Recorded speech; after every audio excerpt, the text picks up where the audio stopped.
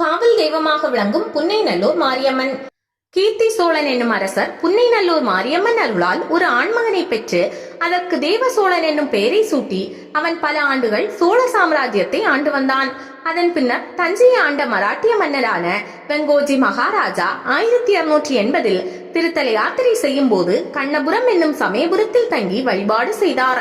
அன்றிரவு அம்பிகை அரசனின் கனவில் தோன்றி தஞ்சைக்கு கிழக்கே 7 கிலோமீட்டர் தூரத்தில் உள்ள புன்னைக்காட்டில் புற்று உருவாய் உள்ள தன்னை வந்து வழிபடுமாறு கூறவே அவ்வரசன் தலைநகராகிய தஞ்சைக்கு வந்து புன்னைக்காட்டிற்கு வழியமைத்து அம்பிகை இருப்பிடத்தை கண்டு சிறிய கூரை அமைத்து புன்னைநல்லூர் என்று பெயரிட்டு அக்கிராமத்தையும் கோவிலுக்கு வழங்கினார். 1728 முதல் 1735 தஞ்சையை ஆண்ட துளஜா ராஜாவின் புதல்வி வைசூரியால் கண் பாதிக்கப்பட்டு இந்த அம்பிகையை வழிபட்டு குணமானாள். அம்பிகையின் அருளை எண்ணி அவ்வரசன் அம்பிகைக்கு சிறிய கோவிலாக கட்டினார். காலப்போக்கில் இது இவ்வளவு பெரிய கோவிலாக மாறியது என்று தலைவரலாறு கூறுகிறது. தஞ்சையை ஆண்ட சோழ பேரரசர்கள் தஞ்சையை சுற்றி 8 திக்குகளிலும் அஷ்ட சக்திகளை காவல் தெய்வங்களாக அமைத்தனர். தஞ்சைக்கு கிழக்காக அமைய பெற்ற காவல் தெய்வமே புன்னைநல்லூர் மாரியம்மன் என்று சோழ சம்பு என்னும் நூலில் குறிப்பிடப்பட்டுள்ளது. 17ஆம் நூற்றாண்டில் தஞ்சையை ஆண்ட வெங்கோஜி மகாராஜாவால் இக்கோவில் உருவாக்கப்பட்ட போது இப்பகுதி புன்னைவனக்காடாக இருந்துள்ளது. மேலும் சிவபெருமானை வழிபட கோவிலில் இருந்து சற்று தொலைவில் கைலாசநாதர் கோவிலையும் கட்டினார் மகாராஜா. சுயம்பு அம்மன் மூலஸ்தான மாரியம்மன் புற்றுமண்ணால் உருவானது என்பது ஒரு தனி சிறப்பாகும். மூலவர் அம்மன் புற்றுமண்ணால் ஆனதால் மூலஸ்தான அம்பாளுக்கு அபிஷேகங்கள் செய்யப்படுவதில்லை. தைல காப்பு சாட்டப்படுகிறது. விஷ்ணு துர்க்கைக்கும் அம்பாள் உற்சவமூர்த்திக்கும் நித்தியப்படி அபிஷேகம் நடைபெறுகிறது. அம்பாளுக்கு 5 வருடத்திற்கு ஒரு முறை ஒரு மண்டலம் தைல காப்பு அபிஷேகம் நடைபெறும்.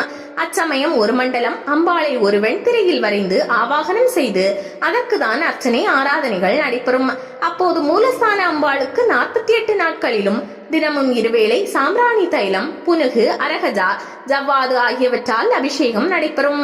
தைலாபிஷேக நேரத்தில் அம்பாளின் உக்கிரம் அதிகமாக இருக்கும். அதை தவிர்க்க அம்பாளுக்கு தயிர், இளநீர் வைத்து நைவேத்தியம் நடைபெறும். சுமார் 6 அடி உயரத்தில் பிரம்மாண்டமாக காட்சி தருகிறாள் அம்மன். அம்மை நோயானது 2 அல்லது 3 தினங்களிலேயே இத்தலத்தில் வழிபடுவோருக்கு குணமாகி விடுகிறது. கடவுள் வாகனங்களில் இயற்கை வடிவான வாகனங்கள், பறவைகள், விலங்குகள், ஊர்வன வாகனங்கள், கலப்பு வடிவ வாகனங்கள், பூத கிண்ணற வாகனங்கள், அபூர்வ வகை வாகனங்கள், கூட்டு வாகனங்கள் என பல வாகனங்கள் உள்ளன. இவையல்லாது இறைவனும் இறைவியும் பல்லக்கில் பவனி வருவது என்பதும் காலங்காலமாக நடைபெற்று வருகிறது. இதர வாகனங்களை காட்டிலும் இறைவனோ இறைவியோ பல்லக்கில் பவனி வருகையில் அதிக அளவிலான அலங்காரங்களும் ஜொலிக்கும் மின்விளக்கு அலங்காரங்களும் பல்லக்கு வாகனத்தில் இருப்பது தனி சிறப்பு. அதிலும் இரவு நேரத்தில் மின்னொளி பாய்ச்சலுடன் இறைவனையோ இறைவியையோ சுமந்து வரும் பல்லக்கினை காண குழந்தைகள் முதல் பெரியவர்கள் வரை ஆர்வமுடன் திரள்வது இன்றளவும் நடைபெற்று வருகிறது. இந்து சமய அறநிலையத்துறையின் கீழ் இயங்கி வரும் புன்னைநல்லூர் மாரியம்மன் கோவில் தஞ்சாவூர் அரண்மனை தேவஸ்தானத்தை சேர்ந்த 88 கோயில்களில் ஒன்று. தமிழகத்திலேயே மிக சிறப்பாக முத்துப்பல்லக்கு திருவிழா நடைபெற்று வருவது இக்கோவிலில் மட்டும்தான். மற்ற கோவில்களில் பல்லக்கு உற்சவங்கள் நடைபெற்றாலும் அவையெல்லாம் சிறிய அளவிலான பல்லக்குகளாக அமைக்கப்பட்டிருக்கும். புன்னைநல்லூர் உற்சவர் மாரியம்மன் பவனி வரும் முத்துப்பல்லக்கு மிக பிரம்மாண்டமானதாகும். இத்தலத்தில் அம்மன் புற்று வடிவில் சுயம்பு மூர்த்தியாக அருள்பாலிக்கிறார். இங்கு சதாசிவ பிரம்மேந்திரரால் ஸ்ரீ சக்கரம் பிரதிஷ்டை செய்யப்பட்டுள்ளது. இக்கோவில் சோழர்களால் கட்டப்பட்டது. மாரியம்மன் கோவிலின் முக்கிய குறிப்புகள்: அம்மன் சுயம்பு வடிவாய் புற்று மண்ணால் ஆனவள். சுமார் 6 அடி உயரத்தில் பிரம்மாண்டமாக காட்சி தருகிறாள் அம்மன். அம்மனுக்கு தைல அபிஷேகம் மட்டுமே, அபிஷேகங்கள் கிடையாது. உள்தொட்டி நிரப்புதல் என்பது இங்கு சிறப்பு வாய்ந்த பிரார்த்தனையாகும். அம்மை நோய் 2 அல்லது 3 தினங்களிலேயே இத்தலத்தில் வழிபடுவோருக்கு குணமாகி விடுகிறது.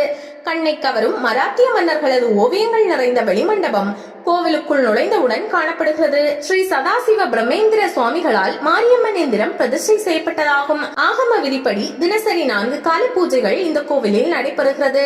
புகழ்பெற்ற பிரார்த்தனை தலமான இக்கோவிலுக்கு ஞாயிற்றுக்கிழமைகளில் பெரும் எண்ணிக்கையில் பக்தர்கள் கூட்டமாய் வருவது வழக்கம்.